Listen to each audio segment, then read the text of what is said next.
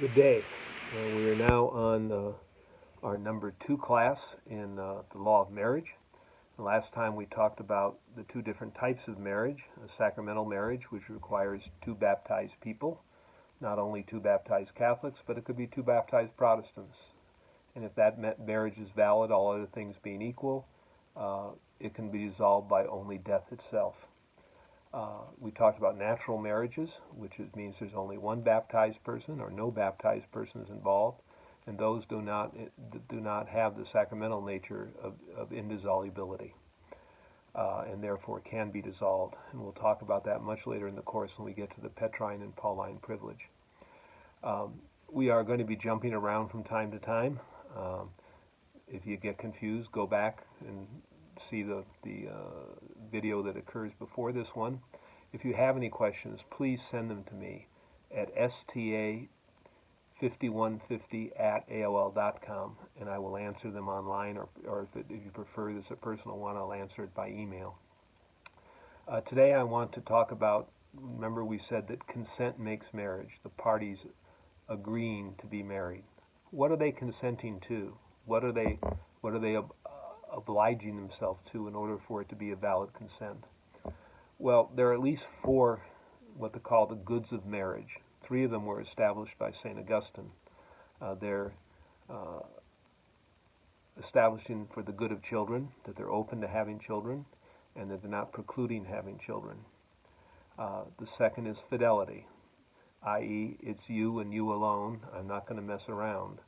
And that is a promise that it has to be lawfully made at the time of the marriage, and you have to mean it at the time of the marriage. Does that mean you're always successful at it later? Not necessarily. But at the time of the marriage, you can't just say, well, I can still mess around if I want to.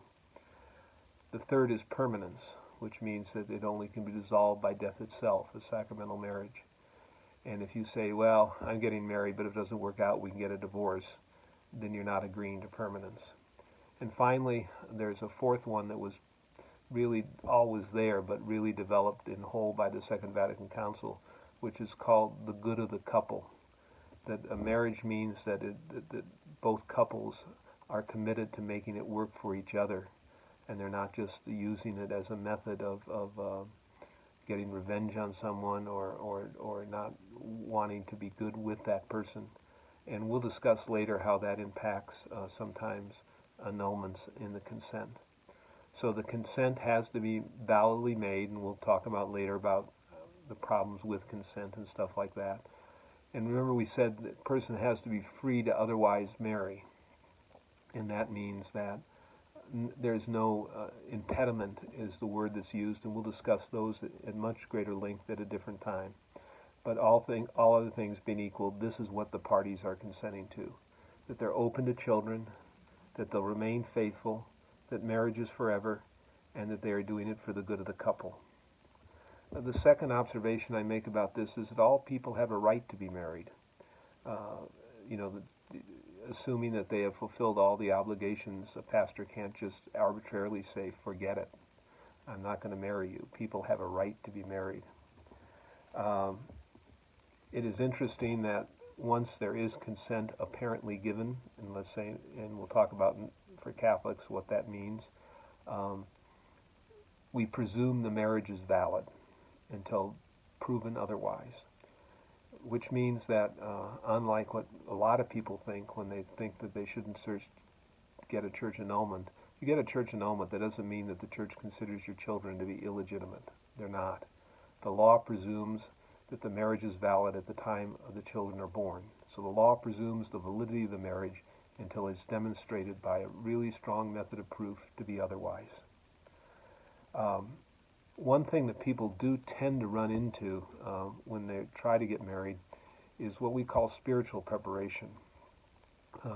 If you'll notice, if you've ever been married in the Catholic Church, you go through what's known as a premarital investigation.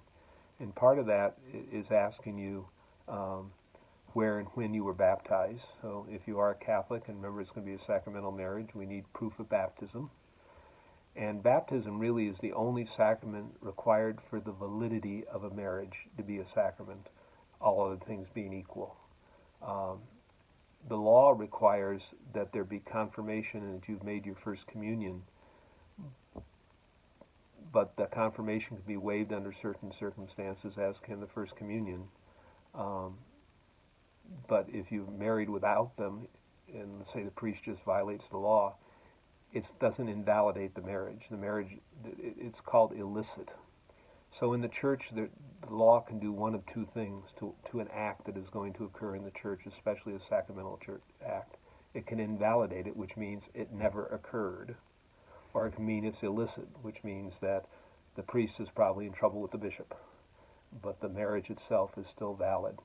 And for the validity of a marriage to be sacramental, it's two people, both of whom are baptized, both of whom are free to marry, both of whom give consent in the form required and are not blocked by some other law from being married. And we'll again come back to that at a later time. Now, this is an important thing that we've got to deal with up front, because many people misunderstand this. Catholics are bound by canon law as far as church laws are concerned, and those who wish to marry Catholics are bound by church law as far as the church is concerned. And a little bit of history is necessary here. Up until about the 11th century, for most people, except the high nobility, marriage wasn't in the church in the West. It was just two people getting together and saying, we agree to get married. We're married. And the church would recognize that as a marriage. As time went on, there was great difficulty with people claiming whether or not they were married, because there was no proof of the marriage. So starting at about the 11th century and 12th century, the church started to require that all marriages be witnessed. And by witness, they meant two witnesses and a priest or a deacon in most circumstances. The consent had to be given in front of them in order for the marriage to be valid. Okay, it's church-made law, but it's for validity, and if you don't do it without a dispensation, then the marriage itself is invalid. We call that, when we deal in the tribunal, lack of form. That, let's say, two people who are Catholics, for the heck of it, go off and get married civilly and never have the marriage convalidated by the church in front of a priest and two witnesses. That marriage, as far as the church is concerned, is an invalid marriage. Now, that doesn't apply necessarily at all times to all people. What do I mean by that? When I was growing up, I remember hearing stories from my grandparents about, about 120 years ago, 130 years ago, here in the Diocese of Tucson, many places wouldn't see a priest for 6 or 8 months. It was when travel was in many isolated places by the priest coming once every 6 months by horseback. The law recognizes that if you cannot conveniently get to a priest within 30 days, the marriage is valid, which is done in front of two witnesses, and then is recorded with the church. Now, in this day and age, with the way travel is, at least in this country, that is not shouldn't be a problem, shouldn't be applicable. That's why you get the right of, for instance, captains on ships to marry people, because if a priest wasn't present, you're still going to be away from a priest for 30 days. The marriage would be validated. In many places, still in many countries where there's a real priest shortage, the priest comes around every 4 or 5 months, and all the people come forward who've been married and have given their consent in front of witnesses, and the priest in essence blesses the marriage, but the marriage has occurred already. So the form of marriage, that form, only applies to a Catholic person. If two Protestants get married in front of a judge, that's a valid marriage. It's only if one Catholic is involved in the marriage that is required to be witnessed in the church. And remember what I said, the giving of the consent is the marriage. And this is the interesting fact. In the West, the couple themselves are the minister of the marriage, not the priest. He's an official required witness, but he is not the minister of the marriage. It's the only sacrament in which the person who receives the sacrament is also a minister of the sacrament. And so when two people get married, they themselves are the ministers of the sacrament. Now, they still have to observe all divine law, etc., but we'll talk about those details later. So this takes into context what it means to begin to have the idea of we're going to be married. In future presentations, we'll talk about all the things that have to be fulfilled, or all the things that can block a marriage. They're called impediments.